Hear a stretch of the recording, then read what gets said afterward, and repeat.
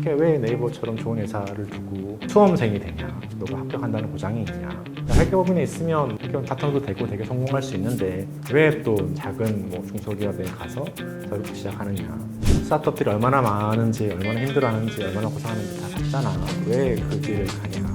너 해도 거의 망할 거야.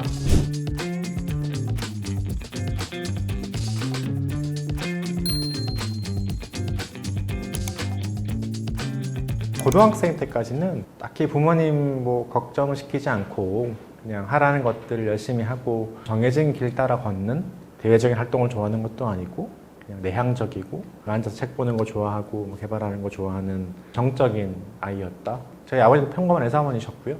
어머님도 가정주부셨고 주변에 딱히 창업을 크게 하거나 좀 도전적인 삶을 살고 있는 사람도 사실 없었었어요. 사실 저는 삶의 가치관이 되게 크게 바뀌게 된 계기가 결혼이었었어요. 제가 결혼을 되게 빨리 했거든요. 만으로 23살 대학교 3학년 정도인 상태에서 모두가 다 반대하는 결혼을 저는 했던 거였거든요. 반항 한번 해보지 않았던 제가 첫 번째 하는 반항이라고 하는 게 결혼하겠습니다 라고 하고 있으니까 되게 겁나더라고요. 내가 결혼하고 나면 나는 부모님과 단절될 거야. 이제까지 내가 걸어왔던 길이랑은 다른 길을 살게 되는 게 아닐까? 라는 걱정들이 되게 많았던 걸로 기억이 되고요. 근데 놀랍게도 제가 결혼을 하고 나서 그 모든 문제가 다 사라졌거든요.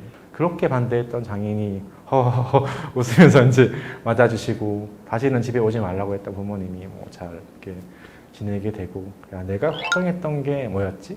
아, 이게 그냥 해도 되는 거구나 라는 생각들을 좀 하게 됐고요, 그때. 그러면서 이제 해보고 싶은 일이 생겼을 때 해도 된다, 괜찮더라 라고 하는 좀 삶의 깨달음을 얻었던 것 같아요. 그래서 그 이후에는 그런 식의 의사결정을 하는 것들이 훨씬 쉬워졌어요. 예를 들면 제가 첫 직장일 수 있는 게 네이버에서 개발자 생활을 했던 거였는데 중간에 그만두고 세계사가 됐거든요. 이 과정에서도 당연히 다 반대했어요. 야, 왜 네이버처럼 좋은 회사를 두고 수험생이 되냐, 너가 합격한다는 보장이 있냐. 근데 개의치 않았어요. 야, 내가 경험을 해봤더니 이런 식의 반대가 사실은 큰 반대가 아니고 그냥 하는 이야기거나 그냥 걱정일 수 있겠다. 그냥 내가 마음에 들고 내가 하고 싶은 일들에 대해서 진행했을 때 거기서 얻게 되는 것들이 많더라. 마찬가지로 이제 회계법인에서 벤처캐피탈의 VC로 직업을 바꿨는데 그 당시 때는 지금 알고 있는 스타트업들이 다 없었거나 이제가 시작한 상태였고 투자한다고 하는 대부분의 분야들이 삼성전자에 납품하는 대형 부품 계열사, 이런 기업들을 잘 발굴 수출하는 게 VC의 덕목 중에 하나였던 시기이기도 했거든요. 그래서 회계법인에 있다가 그렇게 제가 바꾸는 거에 대해서도 주변에 반대가 많았어요. 회계법인에 있으면 회계법 파트너도 되고 되게 성공할 수 있는데 왜 또 작은 중소기업에 가서 이렇게 시작하느냐. 그때도 마찬가지로 내가 반대 여러 번 겪어봤지. 괜찮아. 언제 내가 하고 싶은 거 하는 거지. 라고 하고 진행들을 했고, 창업도 마찬가지였던 것 같아요. 스타트업들이 얼마나 많은지, 얼마나 힘들어하는지, 얼마나 고생하는지 다 봤잖아. 왜 그 길을 가냐. 너 해도 거의 망할 거야. 그래도 마찬가지로 이제 괜찮아. 진행해도 되는 것 같아. 라고 진행해서 이제 사업까지 하게 된 거였었고요. VC를 하면서 관심을 많이 가졌던 것 같아요. 이게 실제로 이제 투자하는 일들을 해보니까 이렇게 세상의 여러 가지 문제들을 바꿔나가는 사람들이 결국은 창업가인 건데, 나는 지금 투자하고 있지만 때가 되면 나도 한번 내 사업을 해보고 싶다라는 마음들을 점점 가지게 됐던 것 같고요. 제가 이제 지금 애기가 4명이 있거든요.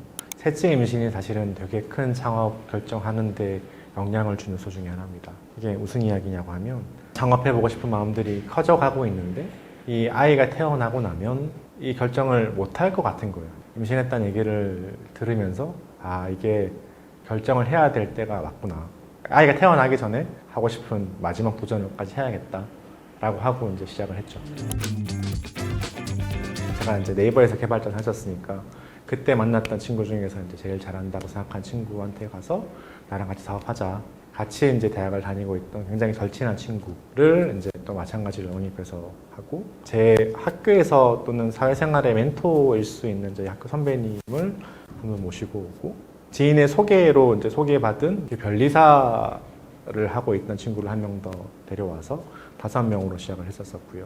곧 투자를 받을 거니 그때까지만 버텨라. 그때까지만 버텨주면 어느 정도의 급여는 줄 수 있고 지분도 각자들 갖고 있는 상태에 있고 하니까 회사를 잘 키웠을 때 훨씬 더 큰 성과를 기대할 수 있을 거다 라고 하는 부분들이 이제 설득의 포인트였던 것 같고, 그래도 저를 신뢰해줬던 것 같아요. 제가 창업하고 도전하고 하는 과정들을 옆에서 이제 많이 보기도 했고, 아, 이번에도 잘할 수 있을 거야 라는 얘기를 좀 해줬었고, 그렇게 이제 시작을 했었죠. 창업자가 5명 있었었고요. 해봐야 기천만 원 정도씩을 내서 종잣돈을 마련했었었고, 6개월은 급여가 없었던 것 같고요.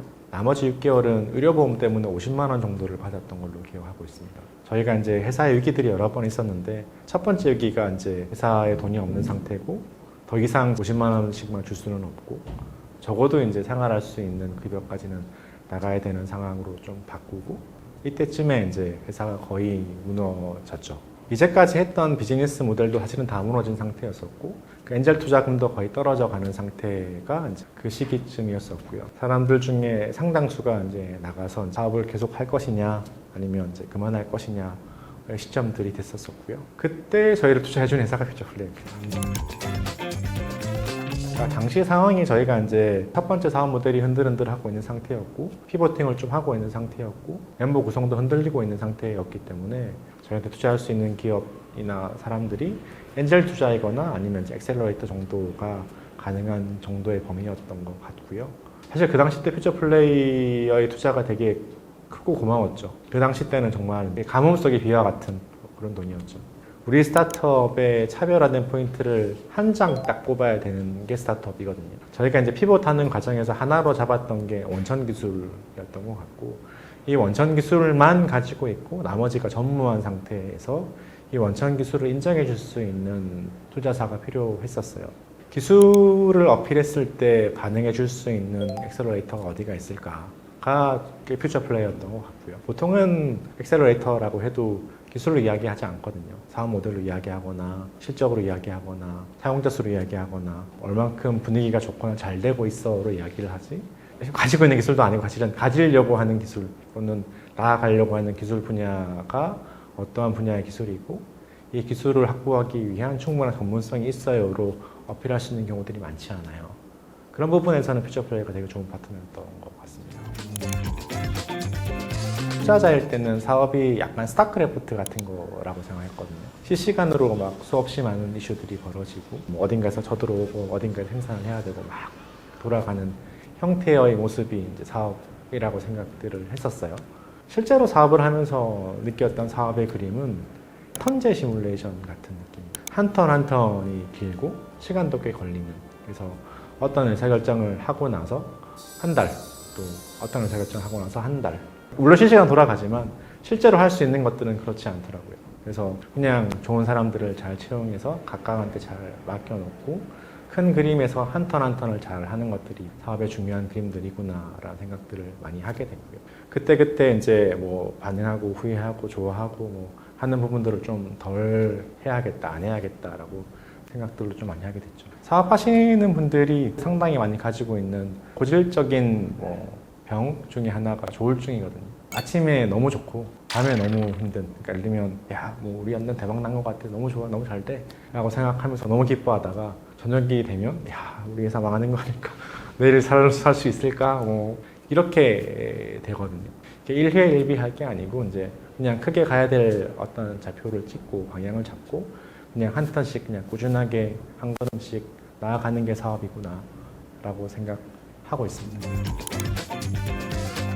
저희 회사가 가지고 있는 가장 큰 어떤 인재 채용에서 철학들이 뭐냐면, 어떤 시장에서 최고 전문가들을 모시고 오고 그 시장에서 최고의 전문가들이 잘 일할 수 있는 상황이나 배경들이나 어떤 상황들을 만들어주고, 그렇게 해서 만들어진 성과들을 충분하게 다 받아가거나 가져갈 수 있도록 하는 것들이 회사의 되게 큰 조직 문화나 구조입니다. 실제 이제 구체적으로 좀 들어보면 저희의 전제 자체가 우리 회사에 들어온 사람이 이 시장의 최고 전문가라고 알고 시작하는 부분들이 있습니다.